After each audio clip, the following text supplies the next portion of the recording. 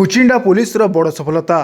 କାହ୍ନୁ ହତ୍ୟାକାଣ୍ଡ 13 ବର୍ଷ ପରେ ବଲାଙ୍ଗୀରରୁ ଅଭିଯୁକ୍ତ ଗିରଫ।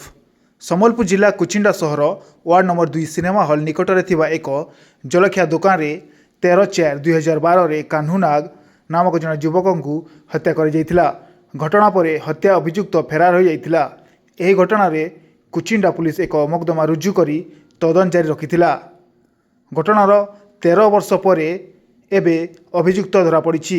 ଗିରଫ ଅଭିଯୁକ୍ତ ହେଲେ ସୁନ୍ଦରଗଡ଼ ଜିଲ୍ଲା ମହୁଲପଦା ଥାନା ସିହିଡ଼ା ଗ୍ରାମର Amitabh Nayak, Sambalpur SP Mukesh Bhamu, Kuchinda SDPO Pradeep Das, ASI Amar Hota ଉଦ୍ୟମରେ ଅଭିଯୁକ୍ତକୁ ଗିରଫ କରିବାରେ କୁଚିଣ୍ଡା ପୁଲିସ ସଫଳ ହୋଇଛି। ଗତ 13 ଏପ୍ରିଲ 2012 ମସିହାରେ କୁଚିଣ୍ଡାର ସିନେମା ହଲ୍ ଛକ ପାଖରେ ଜୈନିକ ବ୍ୟକ୍ତି ଯାହାର ନାମ ସୁଦାମ ଆଲିଆସ୍ କାହ୍ନୁ ନାଗ, ତା ବାପା ନାଁ ଧରଣୀଧର ନାଗ, ସେ ୱାର୍ଡ଼ ନମ୍ବର 2ର ଅଧିବାସୀ ଅଟନ୍ତି। ତାଙ୍କୁ ଜଣେ ମର୍ଡ଼ର କରିଥିଲେ, ଅନନୋନ୍ ମର୍ଡ଼ର ହେଇଥିଲା।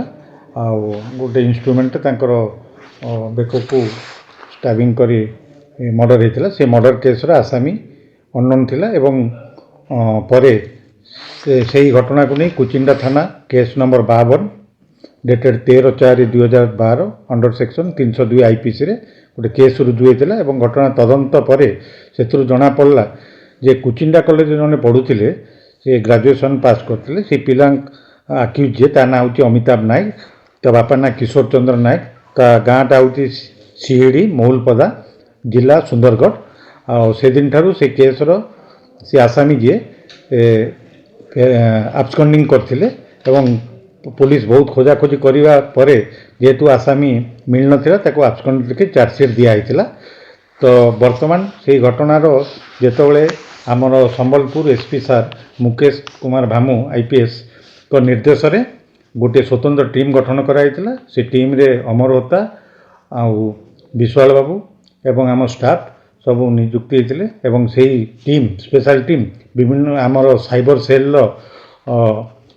ତତ୍ତ୍ୱାବଧାନରେ ବିଭିନ୍ନ ସ୍ଥାନ ଯାଇକି ଆମର ଇଣ୍ଟେଲିଜେନ୍ସ କଲେକ୍ସନ୍ କରାହେଇଥିଲା ଏବଂ ଆଜି ଆମେ ସେହି ଆସାମୀ ଅମିତାଭ ନାୟକକୁ ଆରେଷ୍ଟ କରିବାରେ ସକ୍ଷମ ହୋଇଛୁ ଏବଂ ସେ ଅମିତାଭ ନାୟକଙ୍କର ନାଁରେ ଆମର SDGM କୁଚିଣ୍ଡା କୋର୍ଟରୁ ଗୋଟେ NBW ଇସ୍ୟୁ ହୋଇଥିଲା।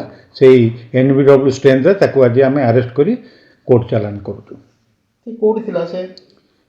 ସେ ସୁନ୍ଦରଗଡ଼ରେ ପ୍ରଥମେ ରହୁଥିଲା, ଯେହେତୁ ପୋଲିସ ବାରମ୍ବାର ସେଠାରେ ଯାଇକରି ରେଡ୍ କରିବା ପରେ ସେ ଫେରାର ହୋଇଯାଇଥିଲା। ତାଙ୍କର ହ୍ୱେର୍ଆବାଉଟ୍ ଜଣାପଡ଼ୁନଥିଲା।